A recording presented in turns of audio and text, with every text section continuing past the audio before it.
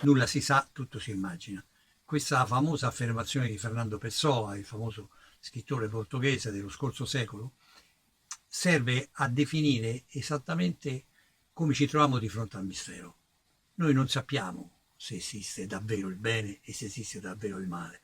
Non sappiamo se questa eterna lotta che sentiamo nella nostra anima e che così spesso rappresentiamo nel cinema, nei romanzi, persino nelle canzoni, persino nei quadri. Ecco, non sappiamo come davvero funziona. Esiste Dio? Esiste un maligno? C'è qualcosa che ci impedisce di oltrepassare un confine morale? Esiste questa presenza dannata, questa perfida presenza del male nel mondo che con mille radici si allarga e cerca di soffocarci e di stringerci? A questi interrogativi, sotto un aspetto cinematografico, ha cercato di rispondere Roman Polanski con Rosemary's Baby. Rosemary's Baby è un film del 68 ed è un film straordinario perché è il capostipite di tutta una serie di film sulla presenza del maligno nel mondo, sulla presenza del male, ma soprattutto più che del male proprio del maligno, del diavolo. E questo diavolo che forma prende? È quello classico con le corna e le zampe di capro che puzza di zolfo, oppure è molto più sofisticato, raffinato, molto più ipocrita, molto più nascosto, addirittura prende le sembianze di un amico o, come nel caso di Rosemary's Baby, prende le sembianze di una coppia di vicini tanto solleciti e tanto carini, tanto affettuosi e tanto premurosi, che si preoccupano di questa giovane donna interpretata da Mia Farrow, deliziosa e tremante, proprio come una piccola Madonna che aspetta un'annunciazione, ed è proprio nel suo tremore, nel suo smarrimento, che questi due vicini strani, ospitali, cortesi, invasivi, eccessivamente premurosi, si accalcano, le stanno intorno. Come mai? Perché si preoccupano tanto di lei?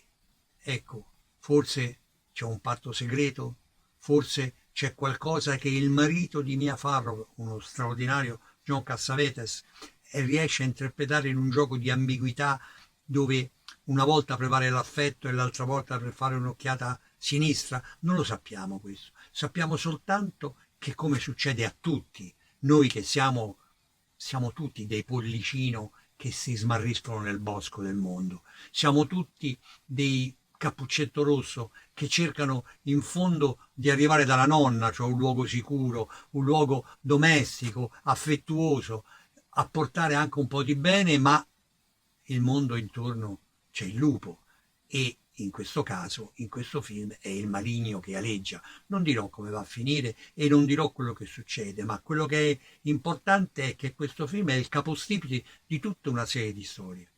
Il film è tratto dall'omonimo romanzo di Ira Levin, Rosemary's Baby, ed è un racconto molto suggestivo perché Ira Levin è anche uno sceneggiatore importante, non a caso è anche l'autore della Fabbrica delle mogli, un altro film importante, e soprattutto dei Ragazzi Uniti al Brasile, il famoso film in cui si ipotizzava che il gene di Hitler fosse stato portato in Brasile e clonato in un gruppo di bambini che sarebbero quindi diventati decine e decine di piccoli Hitler. Quindi un personaggio, questo scrittore di grande fantasia e soprattutto di grande inquietudine come sempre. Quindi anche l'ambientazione è di grande inquietudine nel film perché si tratta del famoso Dakota che si ritrova a Manhattan, un grandissimo palazzo che ha anche una fama sinistra. Si dice che vi siano stati degli esperimenti di magia nera e soprattutto è il luogo dove il povero John Lennon è stato ucciso nel 1980. Il film ha avuto sempre un'aura sinistra, perché non a caso che un anno dopo questo film la moglie di Polanski, Sharon Tate, è stata uccisa dal pazzo scatenato che pensava di essere l'incarnazione del male, che si chiamava Charles Manson. Quindi diciamo che è come se il film avesse denunciato questo male imminente che incombeva sul palazzo e che incombeva sulla vita stessa di Polanski. Questa però, l'ho detto all'inizio, nulla si sa e tutto si immagina.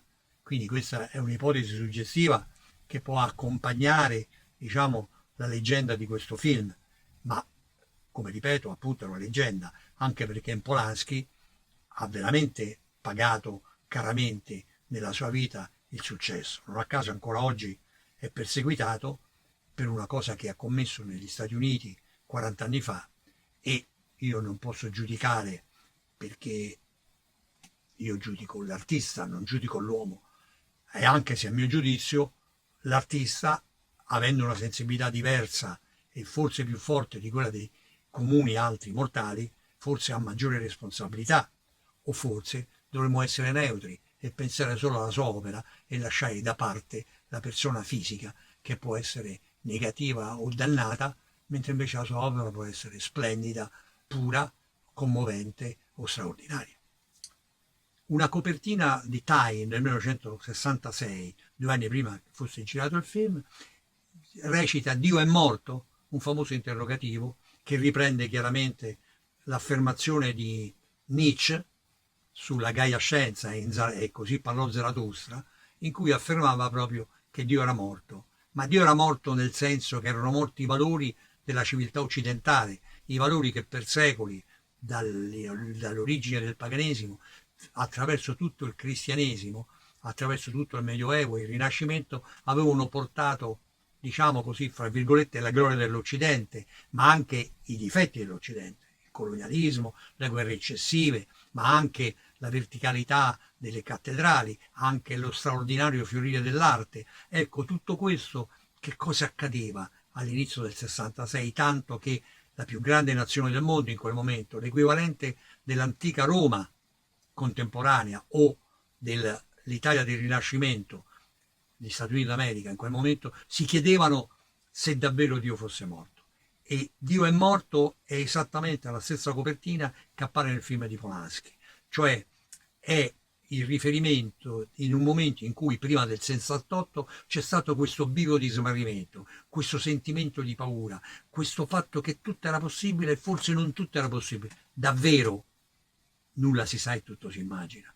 Cioè il ribollire delle idee che avrebbero generato il 68 nei suoi pregi e nei suoi difetti, questo immenso ribollire creava anche questo terrore del maligno, questo terrore che tutte queste idee forse chissà dove ci avrebbero portato, perché ogni volta che l'uomo prova a ribellarsi ha un momento di smarrimento e di paura.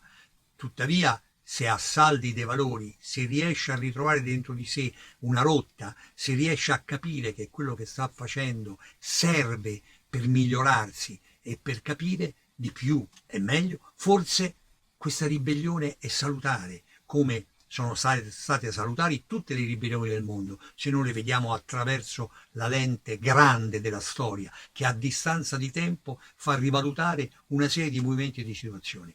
Ecco, la piccola rivolta di Mia Farrow contro il maligno è la piccola rivolta di tutti noi contro il male del mondo. E questo male del mondo, che nel film di Polanski finisce con una forma di superpietà, con una forma di straordinario amore che nonostante tutto può superare persino il baratro e l'abisso del male. Questo è il mio giudizio, questa è la mia speranza e questo è persino il mio messaggio del film.